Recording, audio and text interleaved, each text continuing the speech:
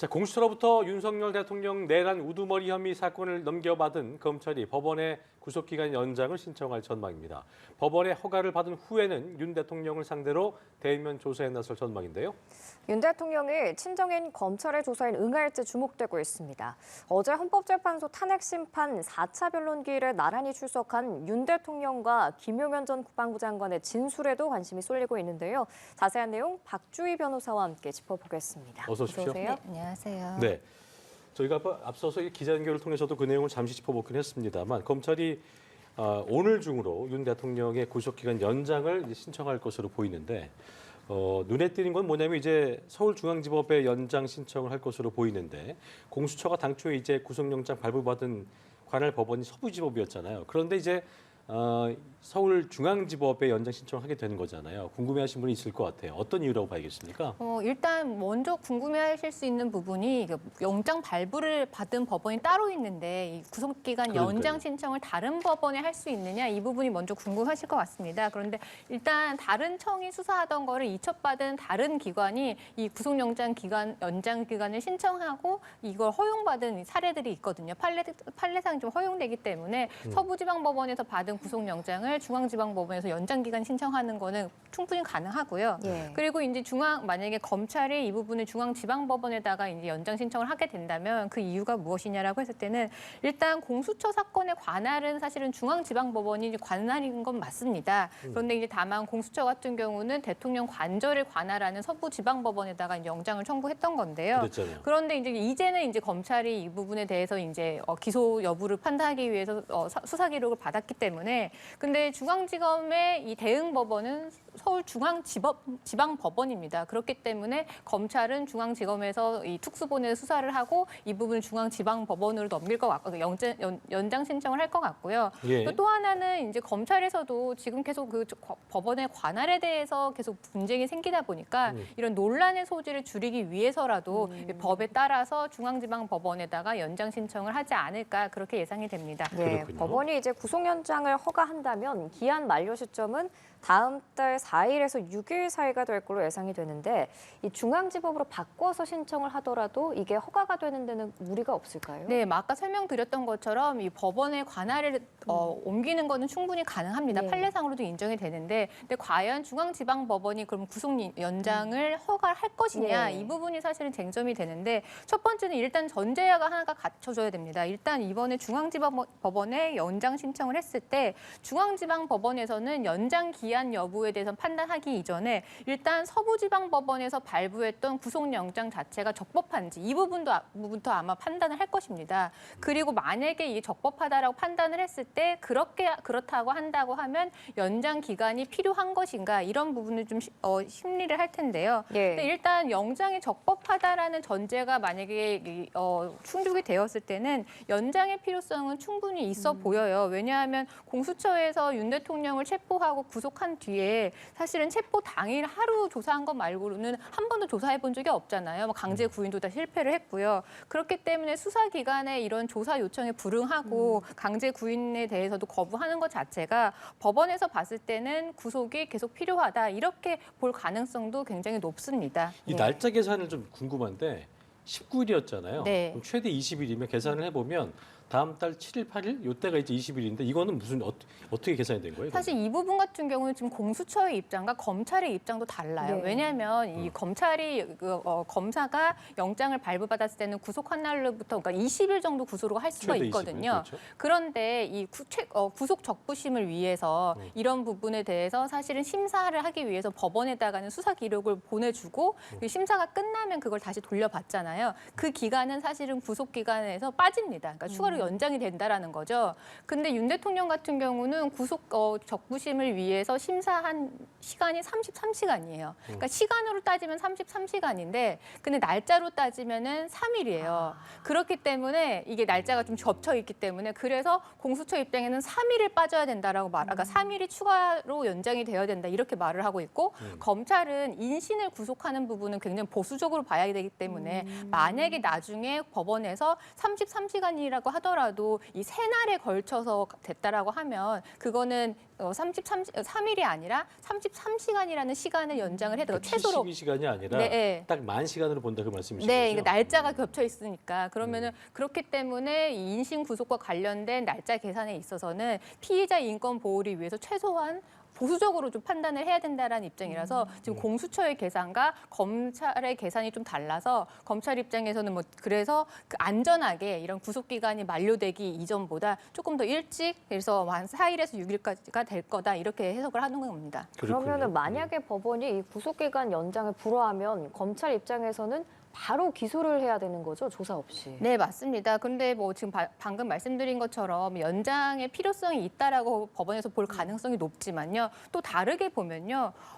계속 지금 윤 대통령이 조사에 불응을 하고 있잖아요. 그렇기 때문에 법원의 입장에서는 다른 관련자들의 진술이라든지 다른 증거들을 통해서 이미 증거가 다 확보가 되었다라고 하면 당사자가 이렇게 진술을 하지 않고 있는 상황이기 때문에 오히려 구속할 필요성이 없다 이렇게 볼 가능성도 충분히 있어요. 그래서 아마 검찰에서도 뭐 구속기간 연장 신청이 불어대는 그 부분을 우려하기보다 그 이전에 앞서 윤 대통령을 사실상 조사를 하더라도 실질적인 진술을 얻어내지 못할 거라는 부분을 충분히 다 감안을 해서 바로 기소할 수 있을 정도의 뭐 이런 자료라든지 증거라든지 이런 부분을 아마 미리 다 대비를 해놨을 것으로 예상이 됩니다. 그렇군요. 어쨌든 법원이 허가를 하든 간에 허가하지 않든 간에 분명해 보이는 건 검찰이 신속하게 조사를 해야 된다는 건 불가피하다는 점인 것 같은데 현재로서는 일단 서면조사 가능성은 낮기 때문에 구치소 방문조사안이 가장 유력해 보이는 상황이에요. 이 얘기는 이제 제대로 된 조사를 위해서는 글로 쓴 거 말고 대면을 해야 된다. 뭐 그런 의미일까요?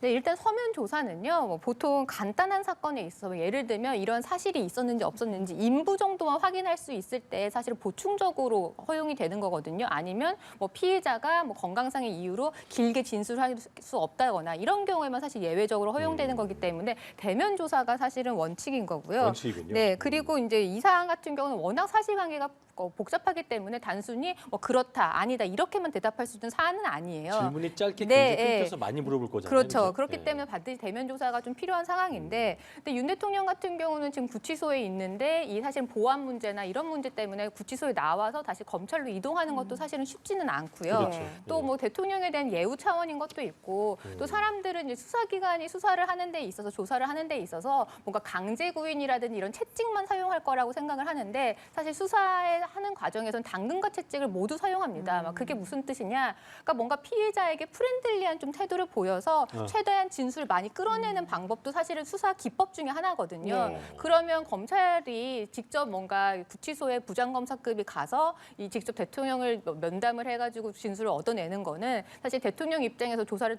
받는 대통령 입장에서도 오히려 거부감이 좀 덜 들 수가 있거든요. 이런 부분도 충분히 고려를 해야지 반드시 강제 구인을 해야 된다 이렇게만 보는 거는 아니거든요. 수사 기법에서는 이제 아까 말씀드린 것은 당근과 채찍 모두 이용하기 때문에 이런 부분을 충분히 검찰에서 고려를 하고 있는 것으로 보이고요. 뭐 박근혜 전 대통령이나 이명박 전 대통령도 구속 중에 이 검찰이 방문 조사를 통해서 이런 진행했던 사례들이 있습니다. 그 수사를 할 때 당근과 채찍 모두 사용한다고 말씀을 해주셨는데 그 조사가 이루어진다고 해도 윤 대통령이 그 조사에 응할지가 아직 미지수잖아요.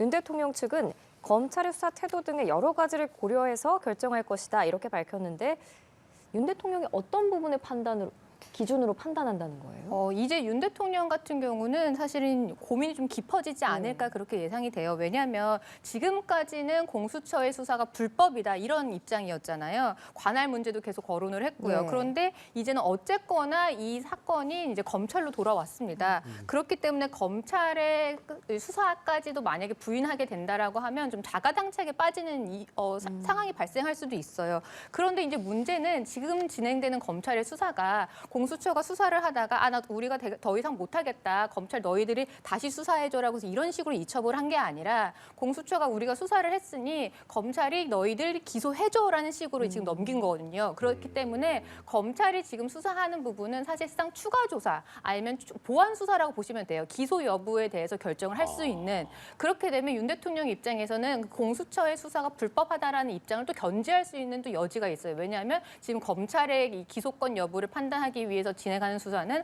공수처 수사를 전제로 하기 때문에 공수처 수사가 불법하다라는 전제하에서 검찰 너희들이 기소권 여부를 판단하는 이 수사도 불법이다. 이런 입장을 견지할 가능성도 있습니다. 근데 다만 그러한 태도를 계속 보이는 게 과연 재판에서 유리할 것인가 이런 부분에 대해서도 사실은 좀 윤 대통령 측에서도 좀 판단을 해야 될 필요가 있죠. 그러니까 다시 말을 하면 공수처에서 조사한 거를 또 검찰이 다시 들여다보면서 방향성을 바꿀 수 있는 거는 또 아닌가 봐요.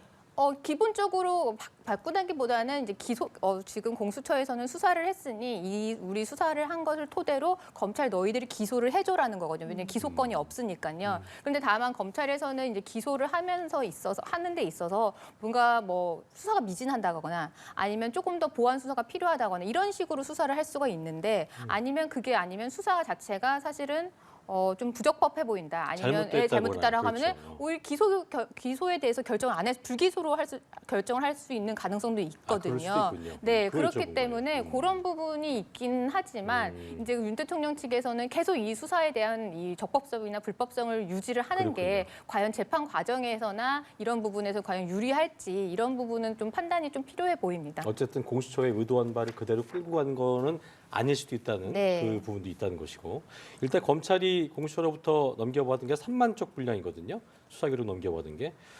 이 중에서 윤 대통령이 직접 국회 투입 병력을 언급하면서 1,000명은 보냈어야지 라는 취지로 말을 했던 진술도 담긴 것으로 전해지고 있는데 향후에 검찰이 기소를 하기 위해서는 뭔가 결정적인 진술이라든가 증거가 필요하잖아요. 그렇다면 이런 진술이 그런 거에 해당한다고 좀 봐야겠습니까? 네, 뭐 어제 탄핵 심판에서도 사실은 국회 병력 투입 여부가 사실 쟁점이 됐었던 건데요. 그게 뭐냐면은 이제 실제로 국회에다 병력을 투입한 게 실제로 이 국회의 업무를 마비할 의도가 있었는지 이게 사실 국헌 문란이라는 내란죄 핵심이거든요. 그 의도에 대한 네, 부분, 그렇기 예. 때문에 만약에 윤 대통령이 1,000명은 보냈어야지라는 진술이 국회의원을 확실하게 막으려면 그 정도로 했어야지라는 의도로 만약에 읽힌다면 그게 바로 이 국회의 권한을 실제적으로 마비시키려고 하는 이 고의가 있었다. 이 부분에 대한 입증을 할 수 있는 증거로 작용을 할 수가 있습니다. 그렇군요. 예. 네, 이제 검찰의 구속기한 연장 신청 그리고 법원이 이 부분에 허가할지에 대해서는 관련 소식이 들어오면 저희가 전해드리도록 하겠고요. 알겠습니다. 어제 탄핵 심판 4차 변론기일이 있었죠. 여기에 윤석열 대통령이랑 김용현 전 장관 모두 출석을 했는데 관련한 내용들 하나씩 짚어보도록 하겠습니다. 먼저 눈길을 끈 건 윤 대통령 측의 발언이었습니다. 국민들은 이 사건을 계몽령이라고 이해한다라고 발언을 했습니다. 그러면서 윤 대통령도 고개를 끄덕이는 모습을 보였는데 계엄은 계몽령이다. 이건 어떤 취지의 발언일까요? 사실 이 부분은 윤 대통령이 계속적으로 견지했던 입장입니다. 그러니까 비상계엄의 필요성에 대해서 다시 한번 뭔가 좀 뭐라고 하지? 좀 쉽게 이해할 수 있는 단어로 각색을 해서 좀 표현했다라고 이렇게 보시면 될 것 같은데요. 윤 대통령 같은 경우는 비상계엄을 선포할 수밖에 없었던 사유에 대해서 계속 정당성에 대해서 이야기를 했잖아요. 예. 그렇기 때문에 이거는 국헌을 문란을 하거나 아니면 국회의 기능을 마비시키려고 하는 게 아니라 오히려 구국의 활동이었다. 나라를 구하기 위한 활동이었다라고 이렇게 주장을 하기 때문에 그런 의미로 이런 정치적인 발언이다라고 이해를 해주시면 좋을 것 같습니다. 그렇군요. 특히 윤 대통령이 이제 군대가 부당한 지시에 따르지 않을 것이라는 어떤 전제하에 비상계엄을 선포한 것이라고도 주장을 했습니다. 이 말을 풀어보면 지시 자체는 어떤 뭐 부당한 걸 인지하고 있었다는 걸로도 해석이 가능할 텐데 대통령이 이 같은 발언은 뭐 어떤 걸 강조하고 싶었던 걸까요? 일단 이 발언 같은 경우는 윤 대통령에게 유리할 수도 있고요. 불리할 수도 있습니다. 그러니까 그 말뜻은 그럴 것 뭐냐면요. 같아요. 지금 예. 방금 앵커님께서 말씀하신 것처럼 군대가 부당한 지시라서 따르지 않을 거라는 거는 달리 말하면 이 포고령 자체가 사실상 이 불법의 소지가 있다라는 거를 충분히 윤 대통령도 인지하고 있었다라는 네. 거를 일정 부분 자인한 것으로 받아들일 수가 있어요. 그러니까요. 재판부 입장에서는. 근데 반대로 또 어떤 뜻이냐면 너무나 터무니없는, 그러니까 너무나 실현성이 없는 이 포고령이기 때문에 사실상 이게 실제로 실행될 것이라는 것을 자기도 그렇게 실행되지 않을 것이라고 생각을 했다가 즉 실행 의사가 없었다라는 부분을 좀 강조하고자 했던 부분인데 근데 사실은 방금 말씀드린 것처럼 유리한 부분, 불리한 부분이 다 모두 섞여 있어서 재판부가 과연 이 진술을 어떻게 받아들일 것인지 이거는 좀 살펴봐야 될 것 같습니다. 그렇군요. 네, 어제 변론에서 좀 이제 주목을 받았던 말들도 있는데 김용현 전 장관이 국회에서 의원들을 끌어내라고 지시를 하면서 이 의원이 아니라 요원을 빼내라는 말이었다라고 주장을 했는데 이 부분이 사실 다른 관계자들의 진술과는 전혀 다르다 보니까 이건 헌재에서 어떻게 받아들이게 될까요? 사실 뭐 이렇게 배치되는 진술이 있다라고 했을 때 판사들이 어떤 건 믿고 어떤 건 믿지 않을지가 무슨 기계적으로 정해져 있는 건 예. 아니에요. 그 양 당사자의 진술이라든지 아니면 다른 정황이라든지 아니면 조금 더 합리적이거나 합당한지 이런 부분을 전반적으로 살펴서 어떤 진술을 믿을지를 보는데 의원이 아니라 요원을 빼내라는 이런 진술을 했다라는 부분에 있어서 재판관들이 다른 배치되는 진술이 있기 때문에 과연 이 진술을 믿을지는 사실은 조금 미지수이긴 합니다. 그리고 조금 더 이 상황에 부합하는 이런 객관적인 증거라든지 아니면 다른 관계자들이 진술이 있다라고 하면 뭐 이런 의원이 아니라 요원을 빼내라는 진술이 있다고 하더라도 이 진술을 믿지 않고 의원을 빼내라는 게 맞다 이렇게 판단할 가능성도 높습니다. 네. 중립적인 시각으로 법조인으로서 보실 때 어제 보셨을 텐데 이 부분은 어떻게 좀 들으셨어요?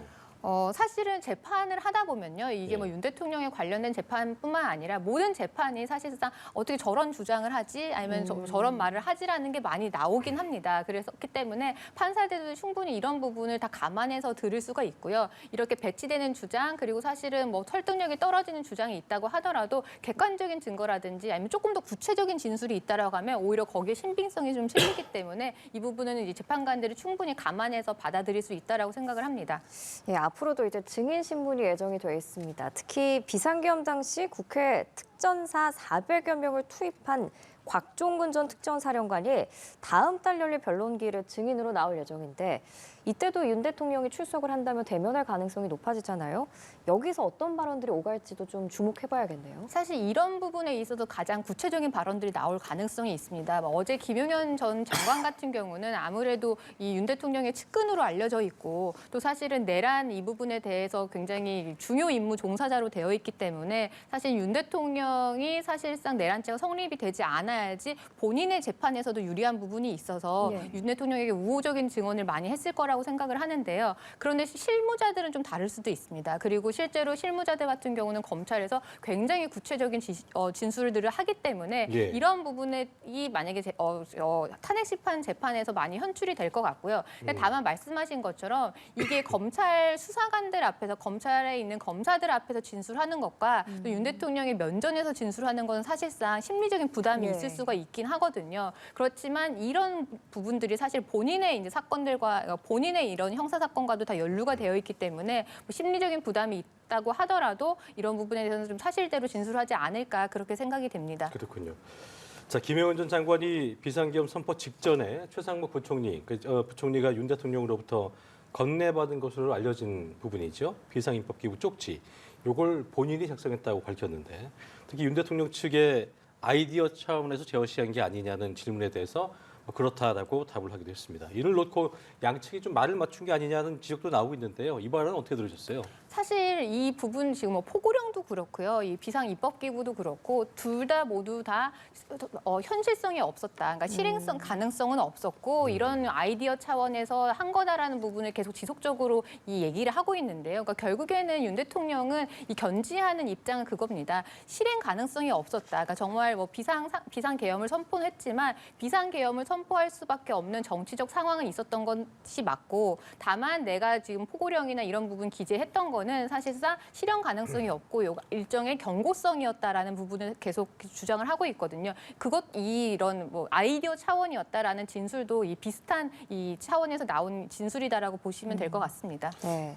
또 윤 대통령의 발언 중에서 미법성을 인식했음을 좀 인정하는 듯한 발언도 있었거든요. 어떤 거였냐면 윤 대통령이 김 전 장관에게 질문하는 과정에서 이 포고령이 법규에 위배가 되지만 그냥 놔둡시다라고 말한 걸 기억하느냐 이 부분이었어요. 법조계에서는 그럼 이 발언이 좀 윤 대통령에게 불리하게 작용할 수도 있다라고 보시나요? 그러니까 이 부분 같은 경우는 아까 이게 실현 가능성이 없어서 실행될 줄 몰랐다라는 부분이랑 예. 또 비슷합니다. 그러니까는 윤 대통령은 계속 실현 가능성이 없었기 때문에 내란죄가 아니다라고 이렇게 진술을 하면서 이런 진술도 하고 있는 건데요. 근데 사실 법적인 관점에서 봤을 때는요, 이 포고령이라든지 비상계엄이라든지 아니면 뭐 국회 군대 투입이라든지 이런 네. 부분 같은 경우도 위법성이 있어서 그러니까 그 자체로 실현 가능성이 있었고 실행 의지가 있었는지와 별개로 위법한 포고령 자체를 선포한 것도 일종의 내란죄로 볼 수 있는 가능성이 굉장히 높거든요. 근데 이 두 가지를 모두 사실 방어해야 되는 상황인데 윤 대통령 측은 이 후자에 대해서는 사실상 뭐 반로를 하지 않고 있고 오히려 이건 실질적인 의사가 없었다, 실행 의사가 없었다, 실행 가능성이 없었다 이 부분에만 사실은 좀 집중하고 있는 것 같습니다. 그래서 불리하게 작용할 수도 있는 진술이라고 생각이 됩니다. 사실 어제 윤 대통령과 김용현 전 장관의 대화를 보면서 질답을 보면서 뭐 탄핵을 찬성하는 측, 반대하는 측에선 굉장히 다르게 해석할 것 같은 부분들이 참 많았던 것 같은데 윤 대통령이 포고령 같은 경우도 형식적이라고 주장했지만 김 전 장관은 실행 가능성이 있다고 본 것 같고 집행한 게 맞다는 인식을 보였던 것 같습니다. 물론 이제 김 전 장관 말로는 뭐든지 법령을 갖다 놓고 꼼꼼히 보시는데 이거는 뭐 그렇게 보지 않았다 이런 걸 얘기하면서 윤 대통령이 본인이 이거는 뭐 쓰더라도 그냥 형식적으로 올리는 거지 이걸 실행할 건 아니니까라는 그 입장을 견지했잖아요. 그러니까 이런 두 사람이 다소 인식 차이도 보이기도 했고 대통령의 계속 일관된 그런 부분들 이거 실행하려고 했던 거 아니야. 이거는 탄핵 심판에 있어서 재판관들이 그걸 과연 어떻게 볼 것인가, 윤 대통령의 인식을 어떻게 생각할 것인가가 제일 중요한 부분 같아요. 네, 어제 김용현 전 장관의 진술을 보면요. 일정 부분은 윤 대통령의 우호적인 진술도 있었고요. 어떤 부분은 아까 방금 말씀하신 것처럼 좀 약간 배치된 진술도 있었는데요. 이것도 사실은 해석의 여지가 굉장히 분분합니다. 왜냐하면 김 전 장관 같은 경우는 포고령을 반드시 집행을 해야 된다라고 생각을 했다고 하더라도 그게 윤 대통령이 직접적으로 반드시 실행을 해라라는 이런 지시가 구체적인 지시가 있었다거나 아니면 이 집행에 대한 이 윤 대통령과의 의사의 합치가 있었다거나 이런 부분에 대한 진술은 하진 않았거든요. 그렇기 때문에 이런 대통령이 포고령을 주었기 때문에 대통령의 의사는 설사 진위는 이게 실행을 할 의사가 없었다고 하더라도 이 장관 입장에서는 대통령이 준 포고령이기 때문에 이게 실행 가능성이 의지가 있었던 없든 간에 대통령의 진위가 무엇이든 간에 중요하다고 생각할 수 있겠죠. 네, 그렇죠. 그렇기 때문에 이런 포고령을 받았기 때문에 실행을 해야 된다라는 의사로 실질적으로 집행을 했다 이렇게 해석할 수도 있는 부분입니다. 그러니까요. 두 사람의 그 인식 차이가 드러난 부분이 또 있었습니다. 그 국회 내 군 투입을 두고도 이견을 보인 건데 윤 대통령은 국회 안에 특전사가 몇 명 없었지 않느냐고 물었지만 김용현 전 장관이 280명이 곳곳에 있었다 이렇게 답하기도 했거든요. 지금 좀 계속해서 이렇게 이견이 나타나는 부분들은 탄핵 심판에서 어떻게 해석이 될까요? 제가 봤을 때는 어제 윤 대통령 이 질문은 내란죄 고의가 없었다라는 부분을 본인이 조금 강조하려고 했던 질문 같아요. 그런 방금 것 같아요. 말씀드린 예. 것처럼 이 윤 대통령이 지금 집중하고 있는 부분은 실행 가능성이 없었다, 실행의 의지가 없었다, 그러니까 즉 그래서 내란죄 고의가 없었다 이 예. 부분을 계속 견지를 하고 있거든요. 그래서 이런 질문을 하는 것 자체가 나는 이렇게 윤 대통령 같은 경우도 구체적으로 얼마만큼의 군인이 특전사가 투입이 됐는지 나는 알 수 없었다. 몰랐다. 나는 이런 부분에 대해서 구체적인 지시가 없었다. 이런 부분을 사실은 한 번 더 강조하기 위해서 김 장관에게 이런 부분을 진술했고 김 장관은 실제로 280명이 투입이 됐다라는 말 자체는 그 사실은 부인할 수가 없는 거죠. 이미 벌어진 사실이니까 네. 그거에 대해서는 부정을 할 수가 없는데 그 280명을 투입하라는 지시가 윤 대통령으로부터 나온 거라는 말까지는 하진 않았거든요. 네. 그래서 윤 대통령은 나는 이렇게 특전사가 실질적으로 국회에 들어갔을 거라는 거는 나는 몰랐다. 이런 부분을 좀 강조하려는 의도로 보입니다. 보실 때 뭐 이건 저희가 할 수 없는 부분, 알 수 없는 부분이지만 재판관들이 이렇게 해석의 여지가 갈리는 부분에 대해서 판단을 할 때 8인의 재판관이 좀 의견이 한쪽으로 같이 좀 모일까요? 아니면 좀 분분해질까요? 이 부분도 궁금하더라고요. 사실은 사안마다 조금 다르긴 합니다. 뭐 가끔은 너무나 터무니없는 주장들을 하게 되면 사실은 뭐 재판관들 같은 경우는 다 뭐 경력도 많으신 분들이기 때문에 그 부분을 다 감안해서 보실 수가 있는데 뭔가 애매한 부분 같은 경우는 각자의 뭐 법관의 이 태도에 따라 아니면 법관이 보는 시각에 따라 조금 달라질 수는 있는 부분이긴 합니다. 그렇군요. 그런데 지금 방금 말씀드린 것처럼 특전사 280명에 대해서 대통령은 모르고 있었다라는 식으로 질문을 했고 실질적으로 김 전 장관이 280명을 투입하라는 구체적인 지시가 없었다. 이런 이가 있었는지 없었는지에 대한 구체적으로 진술은 하진 않았잖아요. 그렇기 때문에 이 부분에 대해서는 유리하게 볼 재판관도 있고 불리하게 볼 재판관도 있지만 다만 또 하나의 맹점은 다른 이런 실무자들의 진술입니다. 다른 실무자들의 구체적으로 윤 대통령으로부터 이러이러한 지시를 받은 이미 사실이 있다. 구속해서 된. 네, 이런 진술이 있다라고 하면 재판관들 같은 경우는 그 부분을 조금 더 신빙성 맞아요. 있게 보겠죠. 앞으로의 변론을 지켜봐야 될 그 이유를 짚어주셨습니다. 자, 그리고 일어난 일이죠. 서부지법 난입 사태 관련 얘기를 좀 해보겠습니다. 난동 사태, 이걸 수사 중인 경찰이 명절 연휴에도 수사력을 집중하고 있습니다. 현재 전담팀이 이제 19개 경찰서에 꾸려진 상황인데 이 난입한 윤 대통령 측 지지자들 100여 명 중에 아직 신원을 파악하지 못한 사람도 다수라고 하고 이들을 추적을 해야 될 텐데 어떤 방법 등이 좀 동원돼야겠습니까? 굉장히 다양한 방법으로 경찰에서는 신원을 파악을 합니다. 일단 뭐 주변의 CCTV라든지 법원 청산에 CCTV가 있을 테기 때문에 이 난입한 사람들의 얼굴을 충분히 파악을 할 수가 있습니다. 그리고 뭐 유튜브 같은 SNS에서도 생중계가 됐기 때문에 그랬죠. 충분히 영상으로서는 이제 증거가 남아 있는데 문제는 얼굴을 파악했다라고 해서 그 사람들의 신원이 파악되는 건 아니잖아요. 그렇기 때문에 신원을 파악하는 작업을 또다시 해야 되는데요. 그래서 경찰은 다음으로 하는 작업이 뭐 지하철이라든지 아니면 버스라든지 이런 대중교통을 이용했던 이력이 있는지 그래서 이런 지하철 출구에 있는 CCTV라든지 아니면 버스 안에 있는 CCTV 안에서 그 영상으로 잡힌 사람의 얼굴이 잡혔는지 그 시간대부터 동선 파악을 하는 네, 거군요. 네, 그 부분을 일치를 시키고요. 만약에 버스를 타거나 지하철을 탔다라면 교통카드를 찍거나 신용카드를 사용하잖아요. 그렇겠죠. 그러면 이제 거기에는 사실은 인적사항이 남아 있으니까 맞아요. 그 부분을 파악을 하고 만약에 뭐 이런 대중교통을 이용하지 않은 사람들도 있을 텐데 그렇게 되면 사실 이때가 시간이 굉장히 새벽이었잖아요. 그렇기 때문에 경찰에서는 이 통신사의 기지국 확보를 통해서 이 시간대 서부지법 근처에서 그 핸드폰 사용 내역을 확인을 합니다. 그래서 이런 어떤 핸드폰 번호가 이 안에서 이런 사용을 했는지라고 하면은 그 안에서 인원을 파악을 하고 얼굴을 확보한 사람들의 이걸 대비를 합니다. 네. 그 당시 판사실에 침입을 했던 40대 남성이 구속됐더라고요. 도망할 염려가 있다는 게 구속 사유였는데 공동 주거 침입 혐의가 적용됐네요. 네, 이 공동 주거 침입이 되는 이유는 혼자 침입한 게 아니잖아요. 다중이 함께 이제 침입을 한 건데요. 그렇게 되면 일반 형법으로 처벌을 받는 게 아니라요. 폭력 회기 등 처벌에 관한 법률을 통해서 공동 주거 침입이 됩니다. 그리고 네. 오히려 가중 처벌이 되는데요. 일반 주거 침입 같은 경우는 징역 3년 이하의 징역 500만 원 이하의 벌금인데 폭처법에 따라서 이 공동이 되면 정한형이 2분의 1까지 가중이 돼서 최장 4년 6개월까지 징역형이 선고가 될 수가 있습니다. 그 가장 먼저 침입한 한 사람만 일단 구속이 된 거죠? 네, 맞습니다.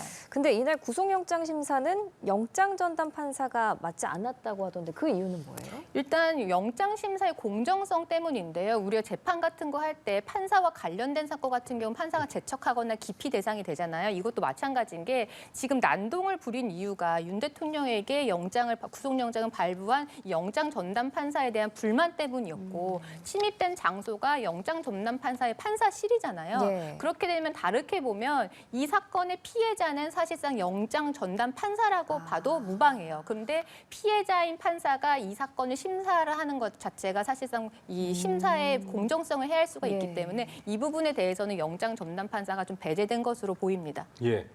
자, 끝으로 이 부분도 짚어보겠습니다. 헌법재판소가 최상무 권한대행이 마흔역 헌법재판소 재판관 후보자를 임명하지 않은 것, 공석 3개 중에 2개만 했었고 한 명을 남겨둔 것이 마흔역 후보자인데 이걸 임명하지 않은 게 이제 위헌인가 여부를 다음 달 3일에 직접 결정을 할 것으로 보입니다.